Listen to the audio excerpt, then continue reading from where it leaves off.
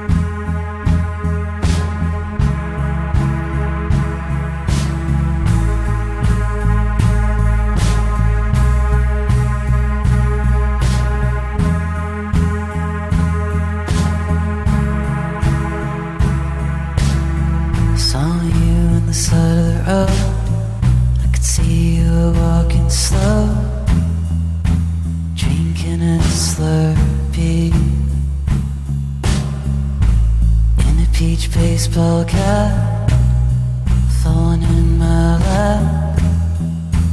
You were so thirsty.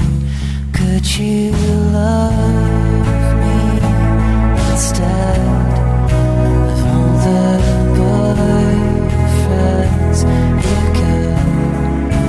No, I make you forget about all of those rich fuckboys.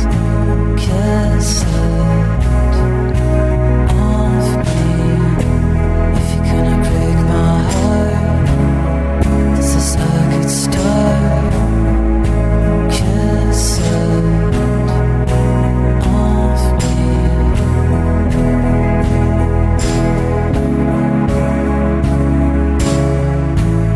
You can always bite your lip when you feel it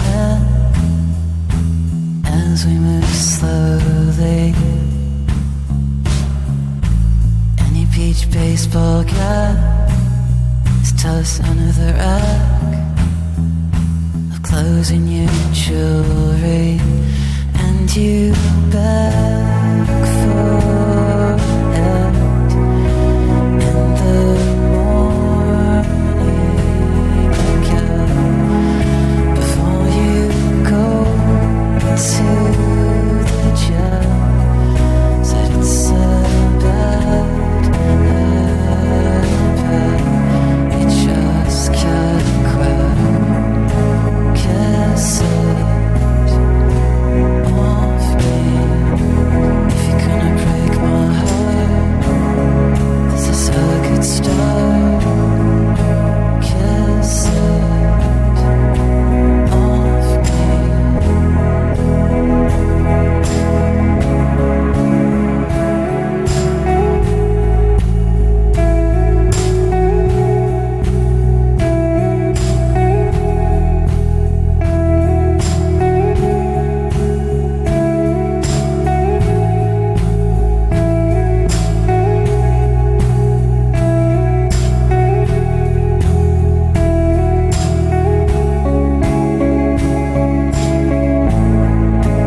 Kiss it off me if you're gonna break my heart. This is a good start. Kiss it off me if you're gonna break my heart. This is a good start. Kiss it off me.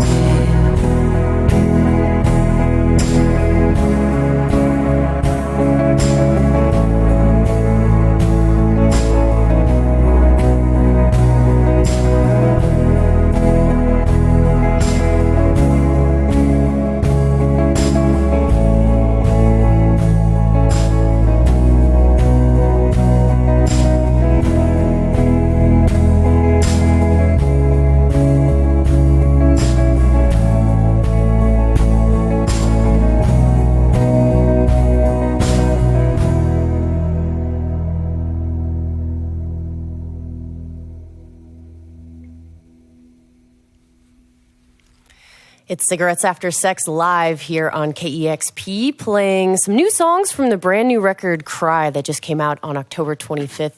The new record is so good. Welcome back to KEXP. It's nice to see you again. Yeah, thanks for having us. Glad to be here. So it's been a couple years since you put out a record, and it sounds like the way that you recorded the last record and where you recorded this new record was very different. Can you talk about where you recorded this new record?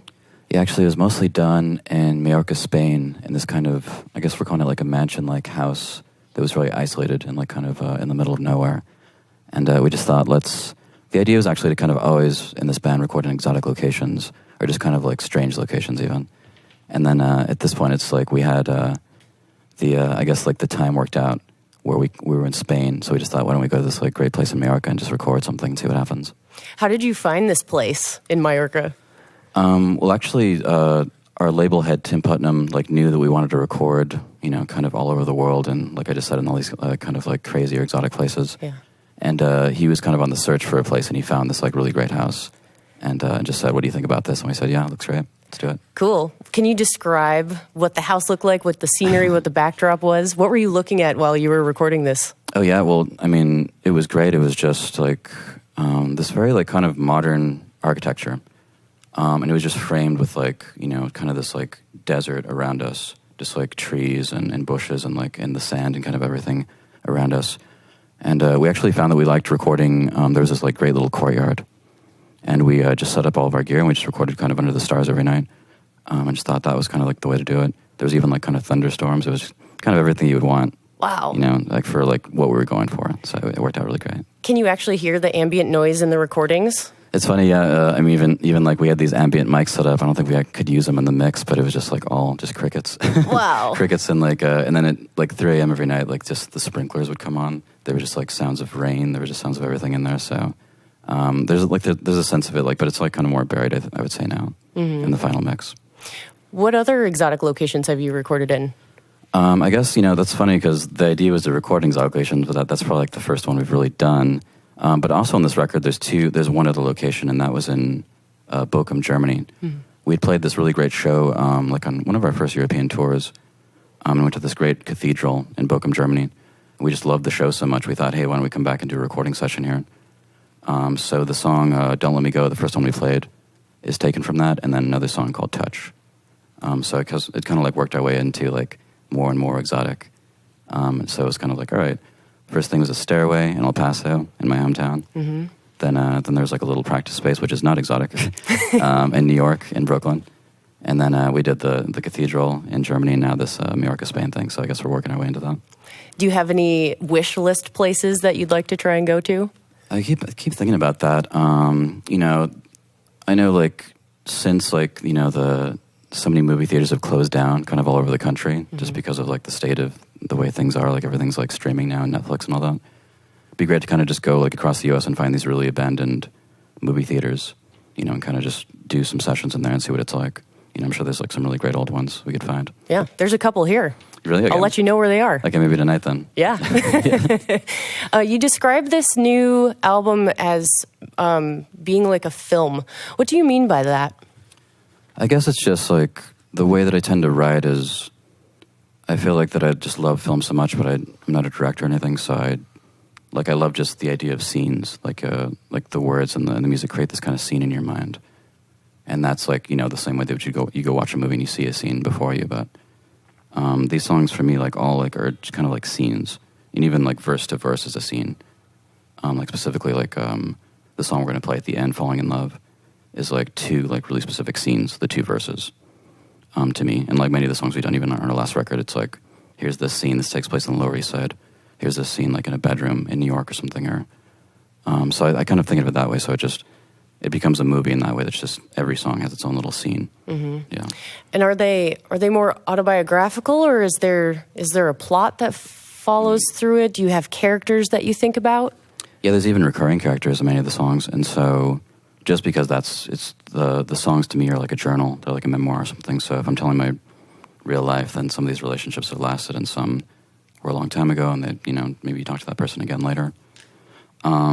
But actually in this record, there's a little more of invention, a little more fantasy, and a little more of kind of like gravitating towards imagery that I liked, that I was talking about before, but kind of just creating things that aren't exactly memoirs this time. Just kind of like scenes that I thought were interesting, but they didn't necessarily happen to me on some of these songs. I went to your show, so good.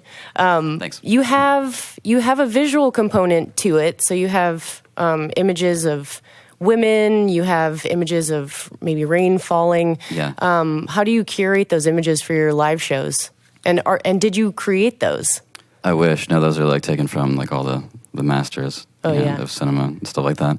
So we kind of just ripped those, which we probably shouldn't say that. They look really cool though. Okay. But no, it's same thing. Like pretty much everything we do with this, it just feels like, you know, what do I gravitate towards? Like, what do we all gravitate towards? And with these images, it's just films that I saw that an image like blew me away in the film. And I just thought, okay, like it seems like part of our show would be great to kind of get this, you know, kind of movie-like atmosphere, like just going to a theater, like, you know, talking about movie theaters. And I just love movie theaters so much. I just love the feeling of being in one and sitting in one. So I kind of want our shows to kind of feel like that a bit. But these images were just kind of like things that I saw that just knocked me out, and I thought, okay, why don't we just put that in the show? It's just like such a great image, just kind of make it, just loop this one moment that I love in this one film. So they're all just, it's like a handful of films that I just took things from. Yeah, it does look really cool. Thanks. I forgot to mention, too, the venue you played in, Neptune, that was a movie theater here. Was it really? That was converted into a venue. That's great. I was kind of looking at the ceiling and thinking it had that old-fashioned, like the little circular thing in the middle that you saw in really old theaters. Yeah. Okay. I think the last film I saw there was Shop Girl. Shop Girl, that's Steve Martin? No, I'm sorry. The Andy Warhol, Edie... Oh, Sedgwick. that, like the old one. Okay, Yeah, the old one, yeah. That's amazing. Cool. Yeah. Yeah, that's great. So since you put out the first album, it feels like you've really blown up. How has life changed for you in the last couple of years? It's changed as far as just we went on like this rampant tour. It just kept going and going and going. And so life to us just became kind of touring, I would say. It just became like, let's go to every country we can go to. And we were lucky enough to get invited to all these countries. Like we went to India, went to Asia many times. I mean, we went to, China, Japan, went to Australia, and just South America and all this stuff, Mexico. So it was just kind of like going to all these countries just takes quite a lot of time, we found. So that just became kind of the theme for like the last years, was just where can we go? Like what are these locations that we can visit that we have fans there? So it was so much so that we just had to say, to finish this record, we had to say like, let's take a break. And like kind of turn down all these offers and stuff like that, which is kind of strange for us. We'd never really done that before. If we got offered a show before, we'd just say yes. We just always say yes. It just felt like the right thing to do. But now it's like, let's finish this music that's just lying around that we like know that's really good. Mm-hmm. And it has to just come out at some point. We have to stop touring and put it out. So I'd say life was just touring, and now it's like getting back into that, and it's going to go on for a while. I think we just want to be more creative when I put out more music, is all. Kind of balance touring and creativity somehow. I'm totally okay with that. Yeah. Speaking of new music, the new album is called Cry. Let's hear a couple more songs from it. Sure. So this is Heavenly. It's Cigarettes After Sex, live on KEXP. 2, 3, 4.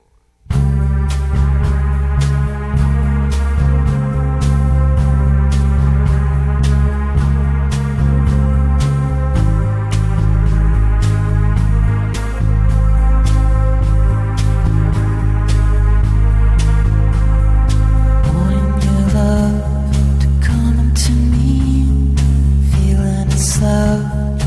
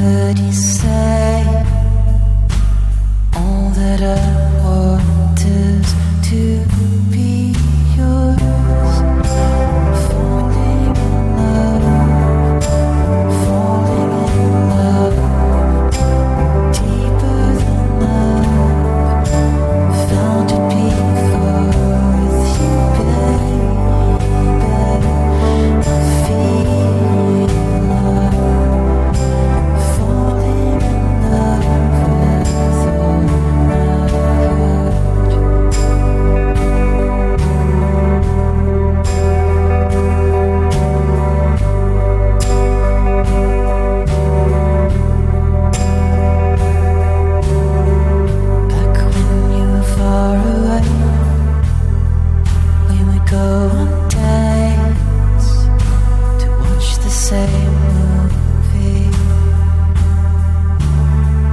and you're imagining sitting next to me, holding my hand for the whole thing. Falling in love, falling in love, deeper than love. Found it before with you, baby.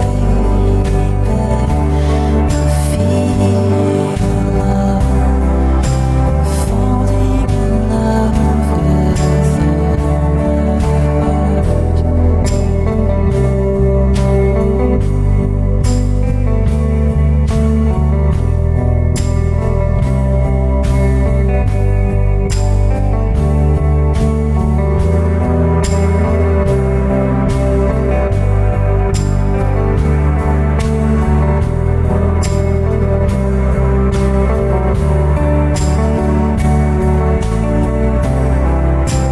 falling in love, falling in love, deeper than love.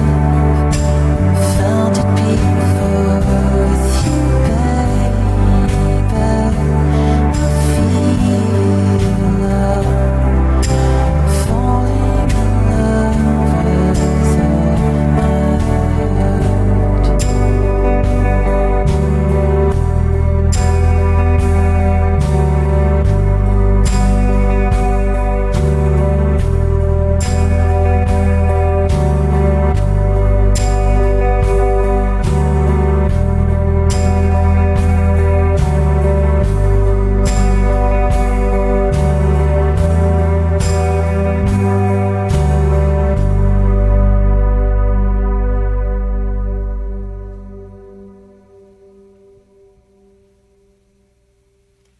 So good. Cigarettes After Sex live here on KEXP. The new album Cry just came out on October 25th. Definitely go get it. It's so good.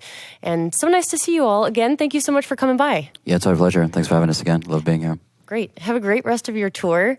And I look forward to hearing the next exotic location that you recorded. Thanks so much. Yeah, appreciate it.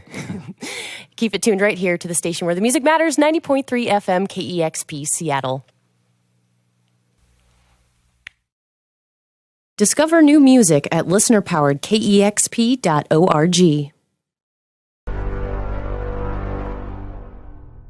Damn, son, where'd you find this?